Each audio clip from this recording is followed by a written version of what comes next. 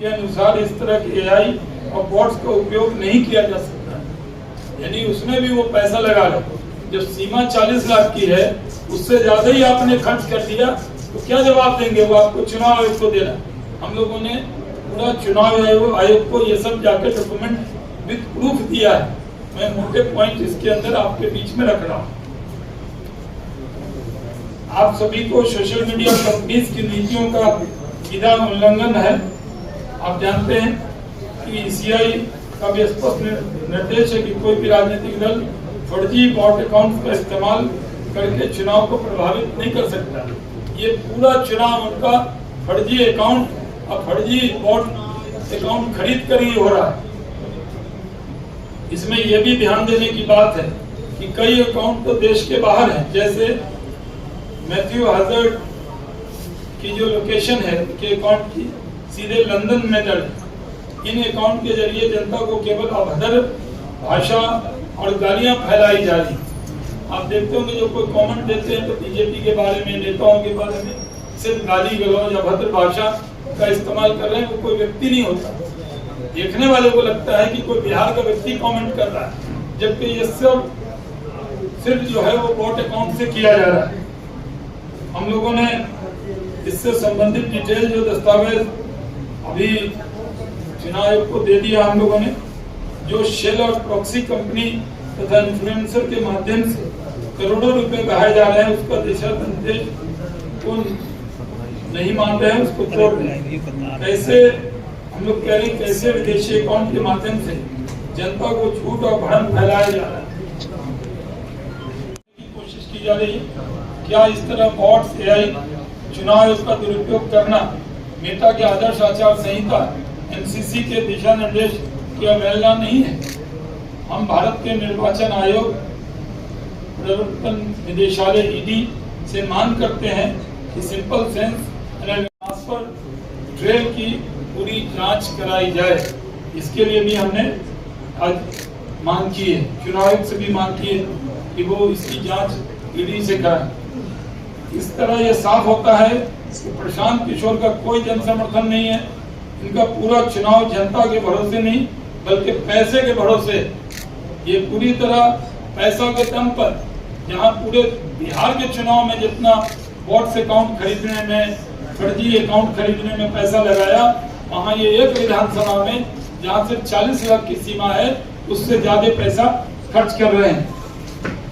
हम लोग इसलिए जन समर्थन का झूठा दिखावा, सोशल मीडिया पर पैसे और एआई के दम पर समर्थन दिखाने की कोशिश कर रहे हैं। जनता ने 2025 के चुनाव में ऐसा करने पर उनको औकात दिखाई थी और उनके उम्मीदवारों की जमानत जब्त हुई थी।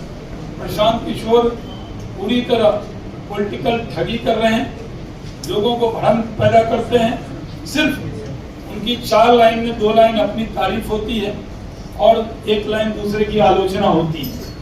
अपने बारे में बढ़ा चढ़ा के बताना, कभी मीडिया के भी सवाल हो तो मीडिया के पत्रकार को ही झूठा बताना, ये उनकी आदत बन गई है, उनकी लत बन गई है।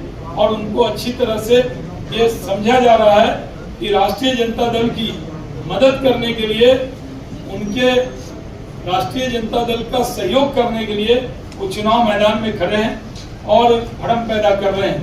अब कुछ बातें मिथिलेश तिवारी जी रखेंगे। @MAD30185 इसकी लोकेशन सीधे लंदन में दर्ज। ये लंदन से भी लड़ाई लड़ रहे हैं, दिल्ली के बसंत कुंज से भी लड़ रहे हैं और यहां तो एयर में लड़ ही रहे हैं सब आपको।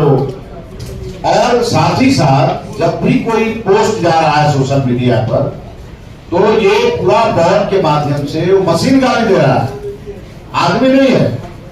पूरी तरह उसको एक सिस्टम से गाली गलौज कराया जा रहा है।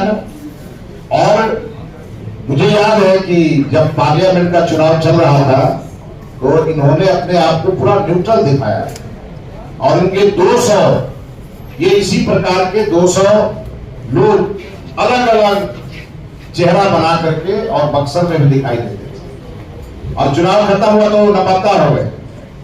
और इस बार जब विधानसभा का चुनाव चल रहा था तो आप लोगों को याद होगा कि इन्होंने एक घोषणा किया कि नीतीश कुमार को अगर 25 सीटें आ जाएंगी तो मैं राजनीति छोड़ दूंगा। नीतीश कुमार जी ने सरकार भी बनाई, मुख्यमंत्री भी बने। अब भाजपा की तरफ से सम्राट चौधरी जी को मुख्यमंत्री सौंप करके उनके बेटे भी आज मंत्री के रूप में काम कर रहे हैं और सबसे बड़े प्रचंड बहुमत से आज एनडीए की सरकार चल रही। तो प्रशांत किशोर जी कहते कुछ है और करते कुछ है, कथनी और करनी में तो बड़ा अंतर है। दूसरी बात है कि ये जो representation of the people act है, इसका ये सीधा सीधा उल्लंघन कर रहे हैं, धोखा दे रहे हैं और एक बहुत बड़ी पॉलिटिकल साजिश कर रहे हैं।